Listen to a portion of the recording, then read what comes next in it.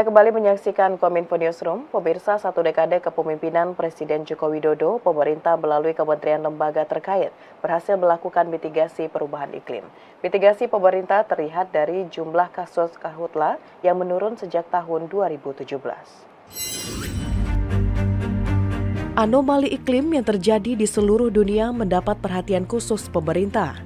Dalam 10 tahun terakhir, pemerintah melalui kementerian lembaga terkait melakukan berbagai mitigasi perubahan iklim, khususnya kebakaran hutan dan lahan. Kebakaran hutan dan lahan pada 2017 terjadi di 2,6 juta hektar lahan. Angka tersebut menurun menjadi 205.000 hektar pada tahun 2022.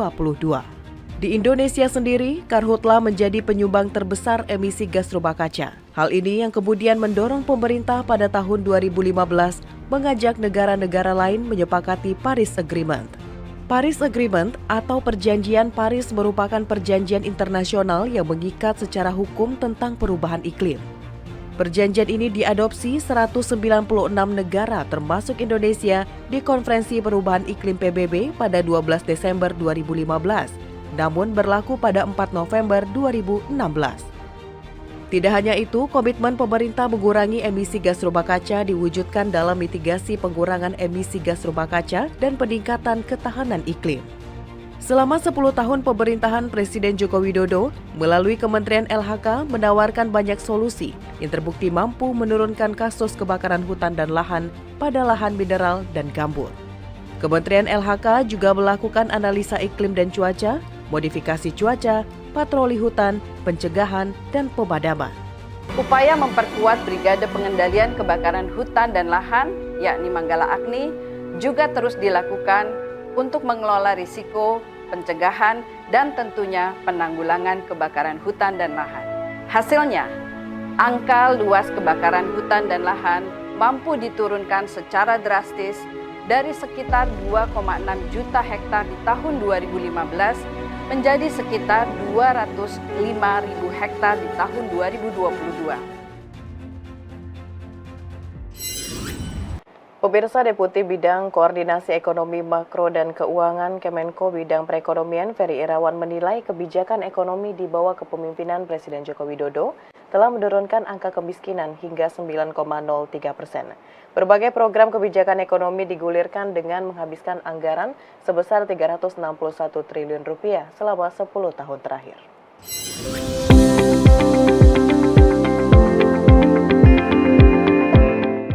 Dalam satu dekade terakhir, Indonesia di bawah kepemimpinan Presiden Joko Widodo telah berhasil mencatat sejumlah pencapaian penting. Salah satunya dalam menurunkan angka kemiskinan hingga 9% dan kemiskinan ekstrim turun menjadi 0,83% melalui berbagai kebijakan ekonomi. Deputi Bidang Koordinasi Ekonomi Makro dan Keuangan Kemenko Perekonomian Ferry Irawan dalam dialog Forum Merdeka Barat 9 dengan tema Satu Dekade Membangun Indonesia Maju mengatakan, pada tahun 2014, angka kemiskinan di Indonesia berada di sekitar 11%, tetapi pada tahun 2024, angka tersebut berhasil ditekan hingga sekitar 9%. Bahkan kemiskinan ekstrim yang pada awalnya berada di angka 6% telah turun menjadi 0,83%. Di balik capaian itu, berbagai kebijakan ekonomi dilaksanakan pemerintah selama satu dekade terakhir melalui 3 pilar utama, yakni menjaga daya beli masyarakat, khususnya kelas menengah ke bawah. Kedua, program pemberdayaan ekonomi yang ditujukan untuk meningkatkan pendapatan masyarakat. Dan ketiga, peningkatan infrastruktur untuk mendukung mobilitas dan akses ekonomi. Mungkin nanti akselerasinya yang bisa kita kejar untuk kemudian terus kita tekan gitu ya, sehingga tadi growth tinggi, inflasi rendah dan stabil, kemudian angka kemiskinan terus turun, begitu pula angka pengangguran dan ketimpangan dengan berbagai strategi yang kita dorong. Di kesempatan sebelumnya, dalam pidato kenegaraan di sidang tahunan MPR dan sidang bersama DPR DPD RI pada 16 Agustus lalu, Presiden Joko Widodo menyatakan, upaya perlindungan bagi masyarakat ekonomi bawah telah memberikan manfaat bagi masyarakat. Berbagai program bantuan yang dirancang untuk melindungi masyarakat berpenghasilan rendah, salah satunya adalah Kartu Indonesia Sehat, yang telah menghabiskan anggaran sebesar Rp361 triliun selama 10 tahun terakhir. Rp361 triliun anggaran Kartu Indonesia Sehat selama 10 tahun ini telah digunakan untuk membiayai layanan kesehatan lebih dari 92 juta peserta JKN per tahunnya, mulai dari usia dini sampai lansia yang tersebar di seluruh Indonesia. 113 triliun rupiah anggaran Kartu Indonesia Pintar selama 10 tahun ini telah digunakan untuk pendidikan lebih dari 20 juta siswa per tahun mulai dari SD sampai SMA, SMK di seluruh tanah air Indonesia. Dalam 10 tahun pemerintahan Presiden Joko Widodo, berbagai program pembangunan nasional Bumi Cenderawasih terbukti berhasil meningkatkan indeks pembangunan manusia. Pada tahun 2023, pemirsa, indeks pembangunan manusia mencapai 73,55%.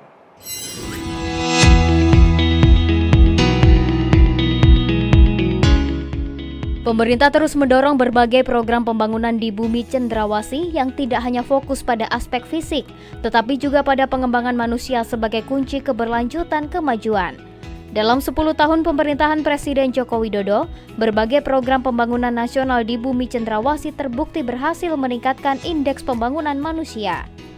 Tenaga ahli utama KSP Theo Litai mengatakan, indeks pembangunan manusia di Provinsi Papua meningkat secara cepat pada semua dimensi, baik pada dimensi umur panjang dan hidup sehat, pengetahuan maupun pada standar hidup yang layak dari masyarakat yang terus mengalami kemajuan. Pada tahun 2023, indeks pembangunan manusia mencapai 73,55%. Angka ini meningkat jika dibandingkan pada 2022 sebesar 72,91%. Peningkatan ini terjadi berkat kerja keras pemerintahan Jokowi dengan melakukan percepatan pemerataan pembangunan hingga di seluruh pelosok negeri. Provinsi-provinsi Papua itu mengalami kemajuan indeks pembangunan manusianya itu dari tingkat rendah sebelumnya menjadi tingkat menengah, dan itu terjadi dalam waktu yang sangat cepat, dan mereka merupakan wilayah dengan kecepatan peningkatan IPM tercepat di Indonesia. Pemirsa, pemerintahan Presiden Joko Widodo akan memasuki masa akhir pada 20 Oktober 2024 mendatang. Selama masa pemerintahannya, Presiden Jokowi banyak membangun infrastruktur untuk meningkatkan daya saing Indonesia dengan negara lain dan meningkatkan ekonomi masyarakat. Sejak tahun 2014 hingga 2024, pemerintah telah membangun 2.000 km jalan tol dan 6.000 km jalan nasional baru. Nilai tersebut masih akan bertambah seiring pembangunan yang masih berlangsung hingga akhir 2024. Berdasarkan data dari Kementerian Pekerjaan Umum dan Perumahan Rakyat, Badan Perencanaan Pembangunan Nasional, Badan Pusat Statistik dan Kementerian Koordinator Bidang Perekonomian, dalam satu dekade kepemimpinan Presiden Joko Widodo, Indonesia telah memiliki sepanjang 2.050 km jalan tol dan 6.000 km jalan nasional baru hingga tahun 2023. Angka tersebut akan terus bertambah dikarenakan Presiden masih menargetkan sebanyak 650 km tambahan jalan tol hingga akhir tahun 2024. Pembangunan jalan tol mencakup proyek-proyek strategis seperti Tol Trans Jawa sepanjang 1.167 km yang telah memangkas waktu tempuh antara Merak dan Banyuwangi dan membuat distribusi barang lebih cepat dan efisien. Tol Trans Sumatera telah menghubungkan lebih dari 1.100 km dan berkontribusi memfasilitasi pengangkutan komoditas seperti sawit, karet, dan batu bara. Sementara itu di luar Jawa dan Sumatera juga telah dibangunnya Tol Kalimantan dan Sulawesi yang kini mempercepat akses antar provinsi dan memperkuat konektivitas di daerah yang sebelumnya sulit dijangkau. Jalan nasional meliputi pembangunan di daerah perbatasan seperti Jalan Lintas Papua yang kini telah terhubung sepanjang lebih dari 3.000 km, memungkinkan mobilitas yang lebih baik di wilayah-wilayah terpencil. Dan Jalan Perbatasan Kalimantan yang membentang sepanjang 1.900 km. Sepanjang satu dekade kepemimpinannya, Presiden Jokowi telah berhasil memperkuat infrastruktur jalan tol dan jalan nasional sebagai fondasi bagi pertumbuhan ekonomi dan pemerataan pembangunan di seluruh Indonesia. Kemudian di bidang konektivitas jalan nasional kita bertambah 6.000 km yang kondisinya bagus sekarang, yang artinya kita aspal dalam kondisi kemantapan yang baik di atas 95%. Nah, 6.000 km itu terutama di Trans Papua, perbatasan Kalimantan, perbatasan NTT, kemudian di lintas selatan Jawa. Nah, itu jalan-jalan baru kita yang memang kita maksudkan untuk membangun konektivitas. Kemudian di jalan tol kita juga terus lakukan penambahan jalan tol baru dan jaringan jalan tol, baik itu di kota-kota metropolitan kita dan di sistem regional kita. Misalkan Trans Jawa itu berhasil terhubung ya, Trans Sumatera kita sudah bisa mulai, itu sudah sekitar 850 km jalan tolnya sudah fungsional sekarang. Pemirsa, guna mendukung para pelaku industri halal dan terwujudnya visi Indonesia menjadi produsen halal terkemuka di dunia, Kementerian Perindustrian menyelenggarakan pameran halal Indonesia dan penganugerahan Indonesia Halal Industry Award. Sebanyak 982 industri mengikuti seleksi penganugerahan Indonesia Halal Industry Awards dan terdapat 22 kategori perlombaan.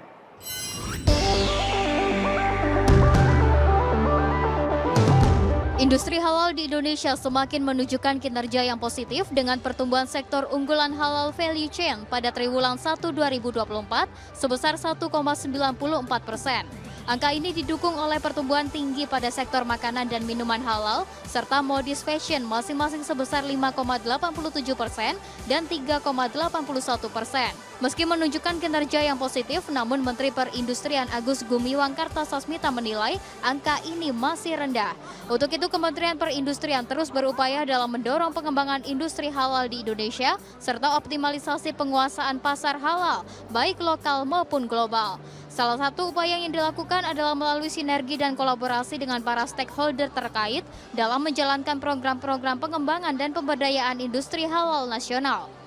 Salah satu harapan dan cita-cita dari Kemenperin yaitu bagaimana Indonesia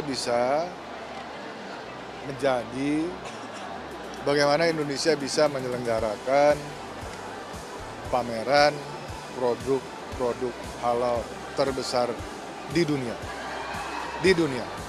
Ya. Berkolaborasi dengan Diandra Promosindo, Kemenperin hadir dalam pameran Halal Indonesia atau Halal Indo 2024. Halal Indo yang berlangsung pada 26 hingga 29 September 2024 di ISBSD Tangerang ini merupakan pameran industri halal berlevel internasional yang memamerkan produk-produk halal terbaik dari Indonesia.